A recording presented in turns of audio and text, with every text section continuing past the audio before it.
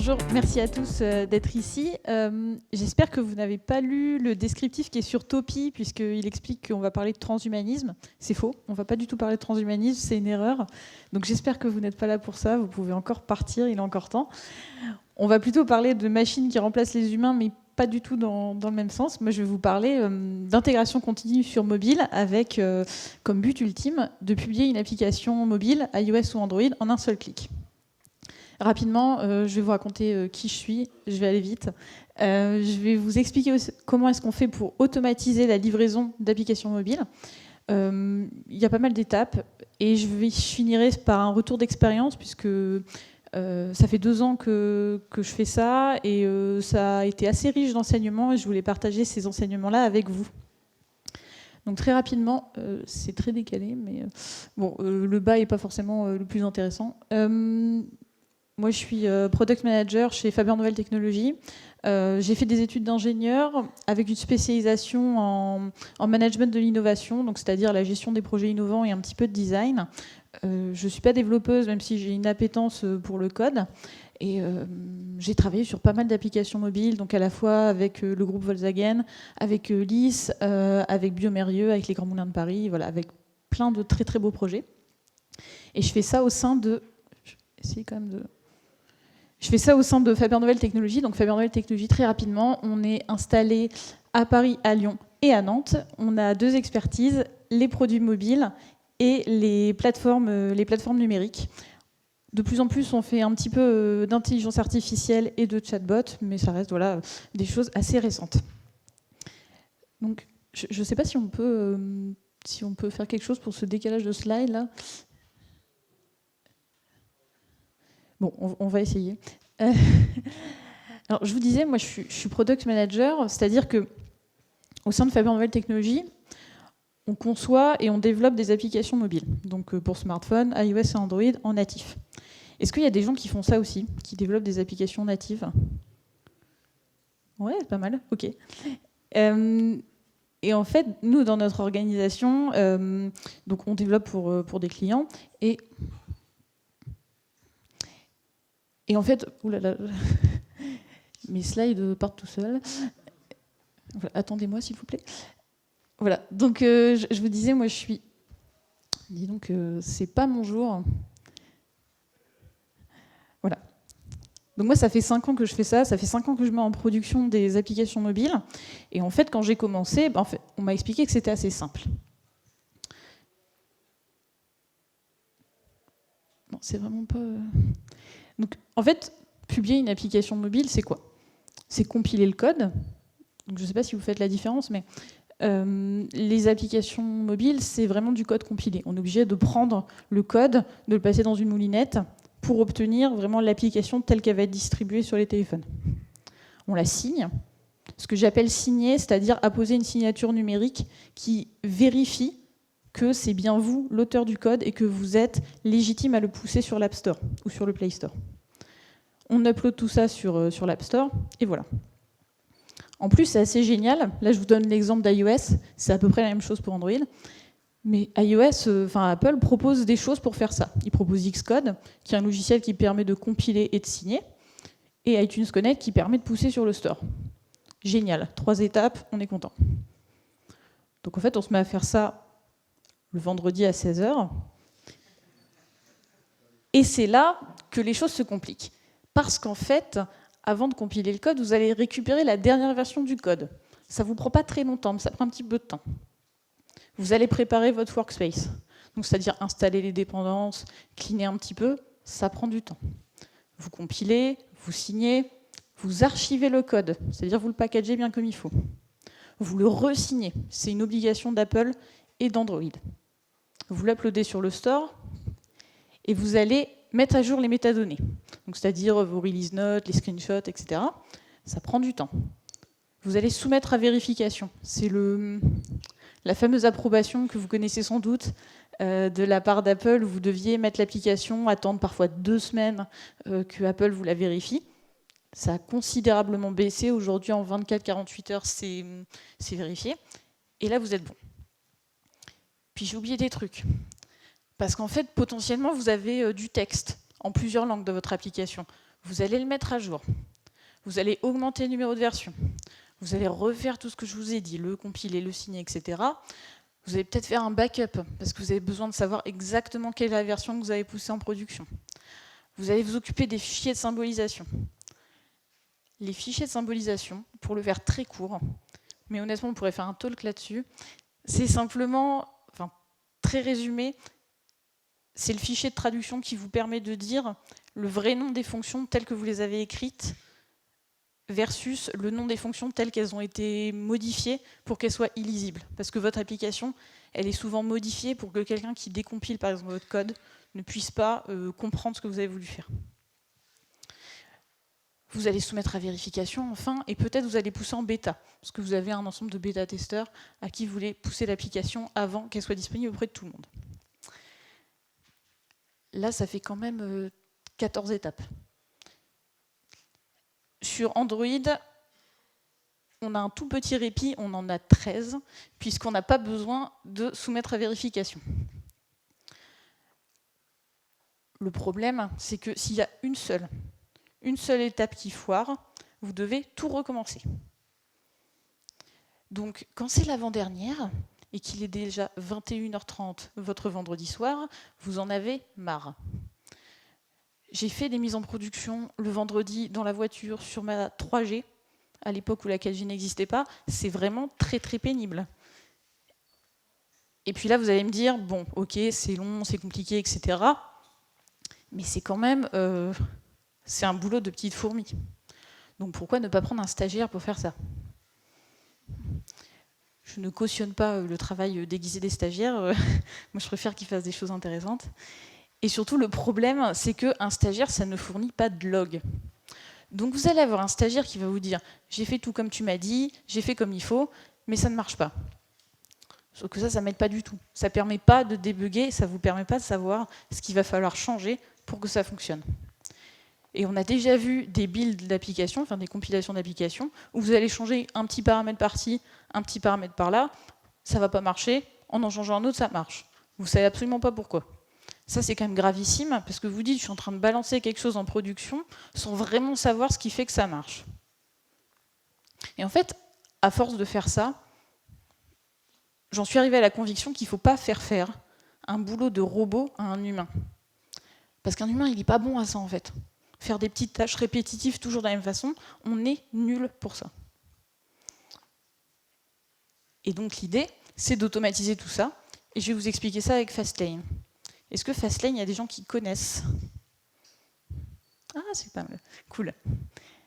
Alors, Fastlane, très rapidement, c'est un projet. À l'origine, c'était un projet open source qui était porté par un développeur allemand. Et puis, ça a été racheté par Twitter pour intégration à leur solution pour les développeurs qui s'appelle Fabric. C'est une série d'outils qui sert aussi bien pour iOS que pour Android. Il y a un fort tropisme iOS, pour la simple et bonne raison, je pense que sur iOS, c'est toujours un tout petit peu plus compliqué que sur Android.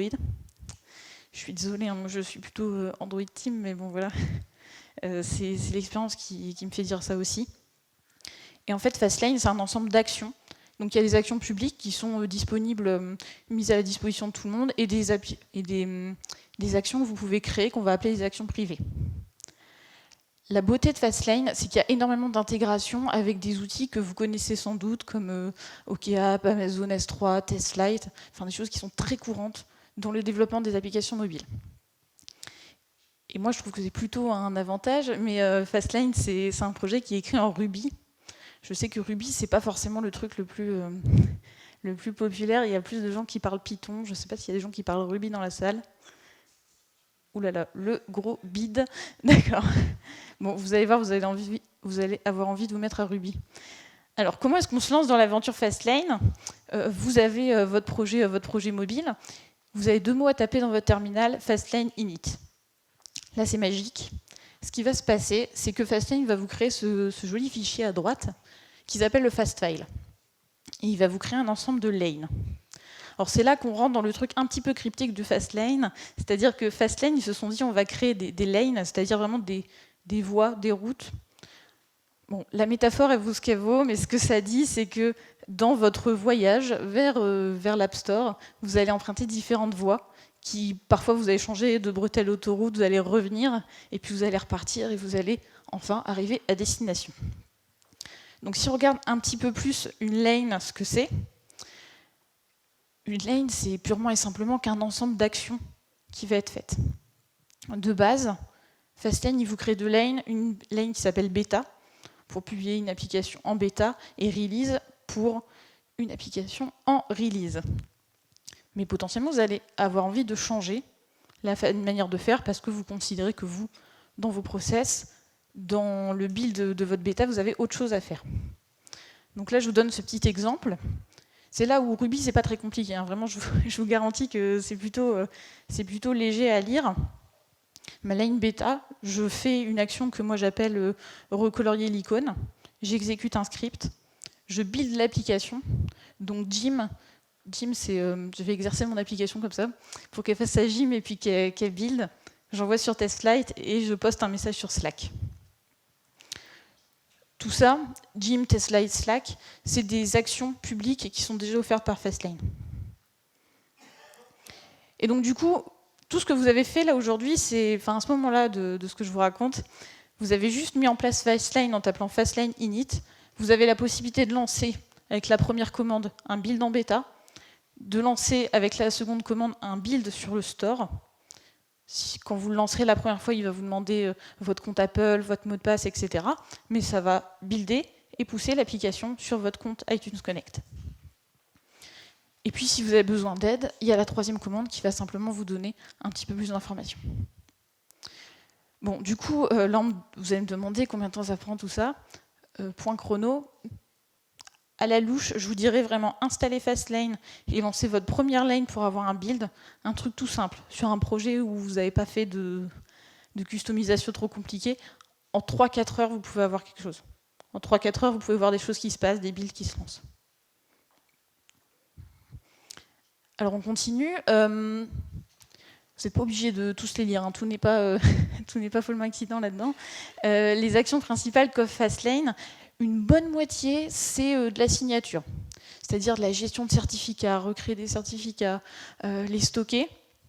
Ce que je vous disais tout à l'heure sur la signature des applications, c'est vraiment l'enfer. Pour ceux qui l'ont déjà vécu, le truc le plus pénible, parce que c'est très obscur, c'est signer une application iOS. Vous avez toujours ces certificats, les mobiles provisions à gérer. Fastlane essaye de prendre ça en charge en faisant tout à votre place. La plus belle chose, c'est Match.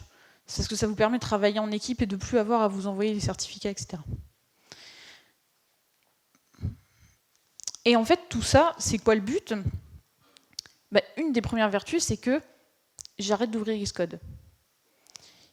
Moi, j'ai pas forcément une machine de guerre comme ordinateur, donc Xcode, ça mouline toujours un petit peu, et puis c'est pas forcément ce qui m'éclate le plus.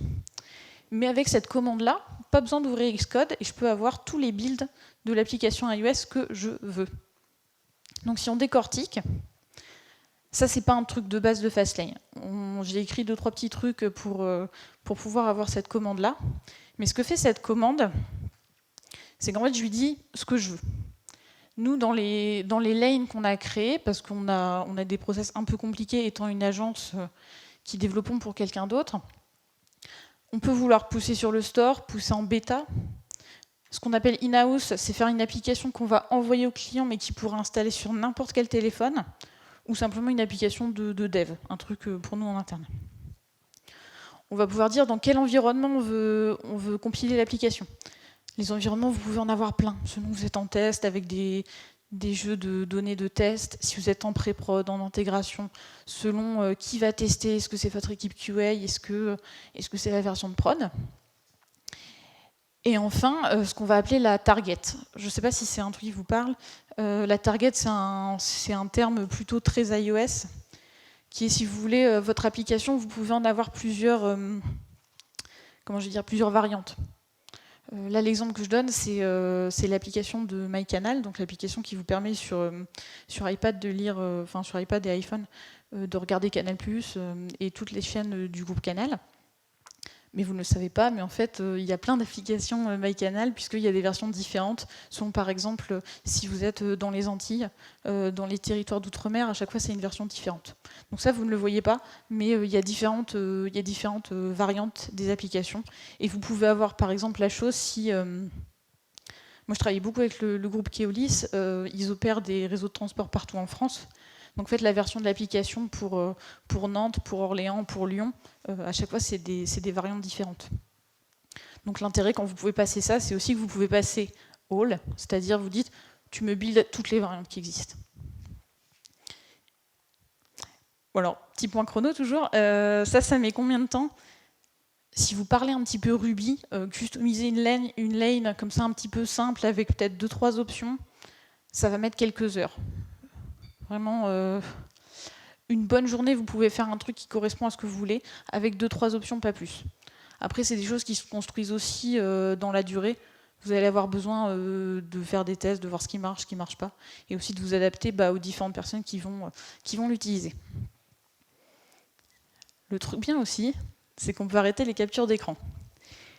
Parce que les captures d'écran, concrètement, c'est pas très intéressant à faire, et pourtant, c'est souvent nécessaire quand vous publiez votre application, vous devez mettre un certain nombre de captures d'écran pour bien vendre votre application. Surtout maintenant, il y a plein de tailles de téléphone possibles, donc il faut les faire dans toutes les tailles, dans toutes les langues. Et en fait, ça, on peut arrêter de le faire. Avec une action qui s'appelle Snapshot. Et Snapshot, ça a une configuration qui est simplissime, c'est celle-ci. Vous dites les iPhones sur lesquels vous voulez prendre vos captures d'écran et les langues dans lesquelles vous voulez les faire. Vous lancez Fastlane Snapshot, et c'est là que la magie arrive. Ça vous permet de faire ça. Là, j'ai même lancé la deuxième commande, qui est la commande FrameIt. Ce que ça fait, c'est que ça prend même mes captures d'écran et ça les incruste dans un téléphone comme celui-ci. Ces captures d'écran, là, à droite, je n'ai pas ouvert un simulateur, ni même Photoshop. C'est Fastlane qui a tout fait. Je ne vais pas vous mentir, ça nécessite un tout petit peu de boulot dans le code, parce que vous allez avoir besoin d'écrire dans le code où est-ce que vous voulez faire exactement vos captures d'écran. Donc, si vous n'êtes pas familier avec iOS, vous allez peut-être avoir besoin de votre développeur pour faire ça. Mais en tout et pour tout, vous allez le faire une fois, et après vous lancez la commande et ça vous fait les captures d'écran, mais pour tous les téléphones que vous voulez, dans toutes les langues que vous voulez, et à chaque release.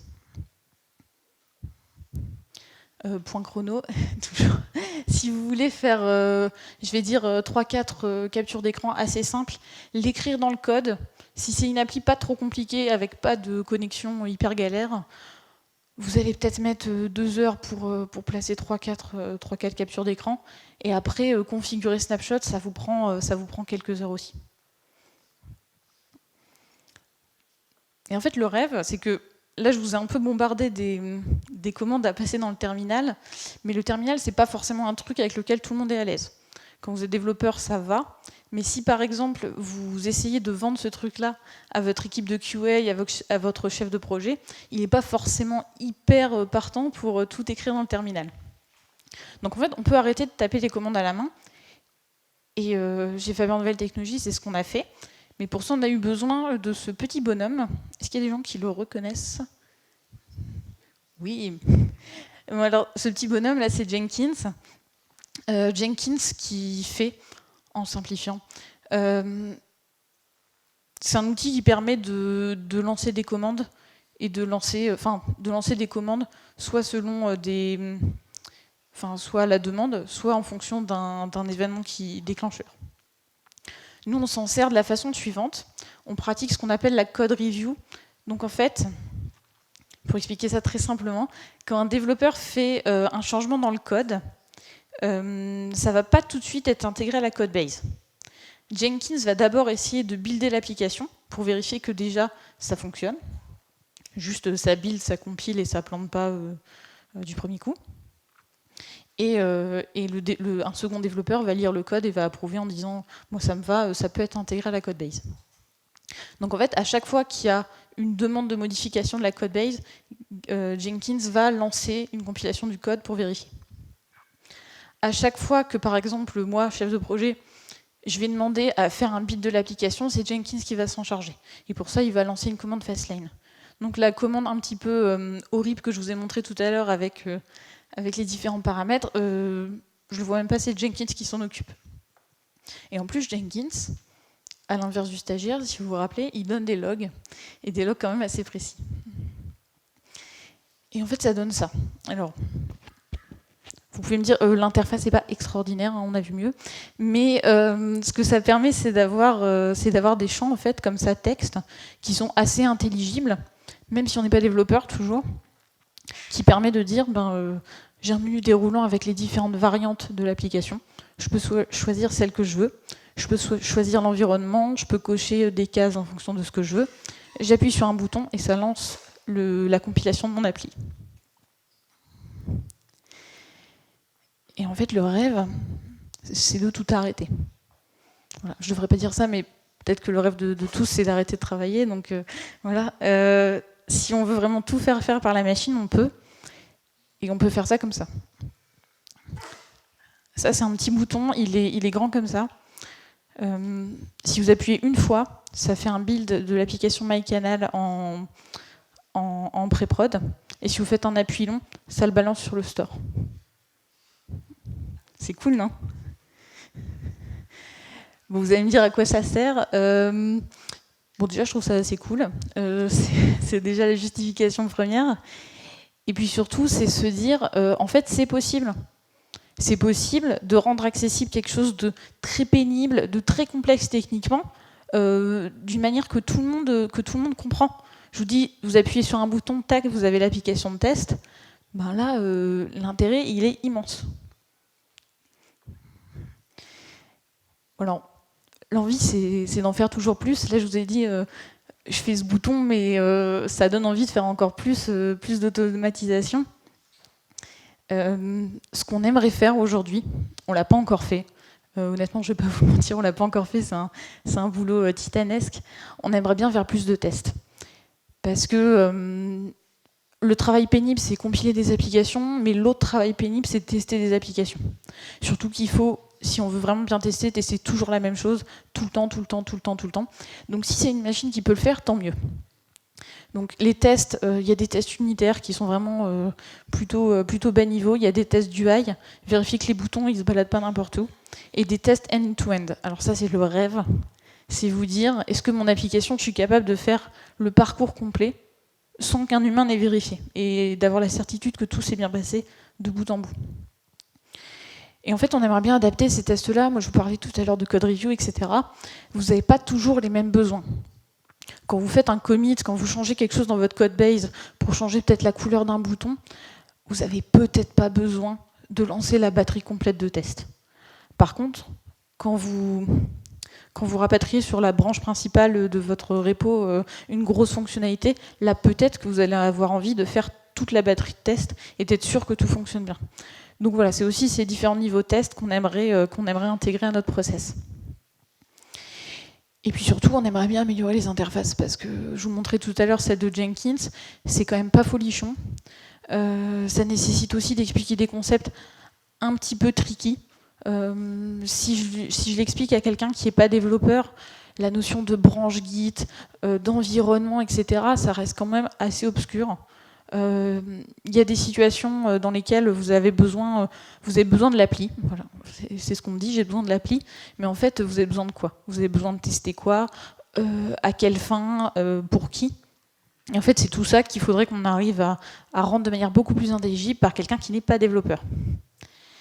Et puis le rêve, c'est aussi d'augmenter la fréquence, en fait. Je vous le disais, les applications, ça se compile. C'est vraiment le truc... j'entends de plus en plus que, enfin, ça fait des années que je l'entends, mais que les applications mobiles, c'est nul parce que ça nécessite d'être compilé, comparé au web, qui est accessible tout le temps. C'est un peu vrai. C'est pas immédiat quand vous faites une modification sur votre appli, vous le voyez pas tout de suite dans vos mains. Mais en fait, plus vous allez être capable d'automatiser la compilation et la mise en production, vous allez pouvoir passer au-delà de cette étape-là. C'est pas magique, hein, mais bon, on en rêve. Et enfin, je voulais, sur un niveau un petit peu plus humain, là j'ai parlé beaucoup machine, comment ça s'est passé? Comment ça s'est passé en vrai? Chez nous, quand on l'a mis en place, ça fait 2 ans qu'on s'est lancé dans ce chantier-là. C'est quand même un chantier un peu compliqué. C'est quand même vécu comme un calvaire, parce que quand vous devez taper des lignes de commande, quand vous devez comprendre tous ces concepts-là, vous dire qu'est-ce que je paramètre, etc., c'est quand même très très pénible. Néanmoins, une fois que votre projet est configuré, il est prêt à utiliser toute cette intégration continue, le bénéfice, il est réel. Il n'y a personne, vraiment personne dans mon équipe qui a configuré un projet et qui a abandonné. Parce qu'une fois que c'est configuré, le plus dur est fait, et c'est que du bonheur, c'est que du temps gagné. Et puis surtout, je vais peut-être vous surprendre en disant ça, mais c'est pas du tout les développeurs qui l'ont poussé chez nous. Les développeurs, jusqu'à il y a peut-être 1 an, ils savaient pas comment ça fonctionnait et ils s'en moquaient. C'était pas du tout leur boulot, ça les intéressait pas. Chez nous, c'est les chefs de projet qui font les livraisons. Et en fait, c'est les chefs de projet qui ont craqué. Hein. Parce que MyCanal, ça met plus de 30-40 minutes à builder. Je vous disais qu'il y a 10 variantes. Quand vous êtes trompé et qu'il faut recommencer, maintenant il y a une appli TV, il y a une appli... Enfin, il y a plein de versions. Il y en a marre, quoi. Quand vous devez en builder 10, que ça prend des heures, ça motive. Hein. Franchement, ça motive. Et puis, aujourd'hui, c'est pas accessible à tout le monde, hein, quand même, notre gros machin. On est 25 développeurs, on a une dizaine de chefs de projet. Donc pour en fait builder tout ça, tous les commits qu'on fait toute la journée, toutes les applications, on a quand même 17 serveurs qui chauffent une salle. Voilà. C'est pas très éco-friendly, désolé. Mais ça représente plus de 3000 builds par jour. Donc pas que des builds vers le store, c'est aussi des builds de vérification avant la code review. Donc si vous voulez vraiment tout automatiser, ça nécessite quand même d'avoir une infrastructure plutôt robuste. Donc en conclusion, si vous vous posez encore la question, est-ce que je dois le faire? Oui, faites-le. Si vous êtes tout seul, un développeur tout seul ou une toute petite équipe, ça peut vous sembler vraiment overkill. Néanmoins, vous pouvez vous baser sur vraiment l'implémentation la plus simple de Fastlane, celle de base, et vous allez vous épargner la base besogne. Quand vous êtes tout seul sur un projet, vous n'avez pas le temps à passer sur ces trucs-là. C'est inintéressant. Et puis en plus, si ça peut vous aider à faire plus d'applications de test et à tester plus souvent, c'est gagné. C'est vraiment hyper important. Et puis c'est moins de stress lors de la mise en prod. Quand on est tout seul, on met pas en prod toutes les semaines. Hein. On met peut-être en prod tous les 3 ou les 6 mois. Vous le faites une fois, vous le faites pas si souvent. Si vous êtes sûr que la machine, elle l'a fait exactement de la même façon que la dernière fois, c'est quand même beaucoup plus tranquillisant. Et puis si vous êtes une très très grosse équipe, ou moyenne, hein, mais si vous êtes une équipe avec vos spécificités, vos envies, vos lubies, votre truc que vous faites pas comme tout le monde, vous pouvez aussi l'adapter. Vous pouvez créer plein de choses. Voilà, je vous remercie.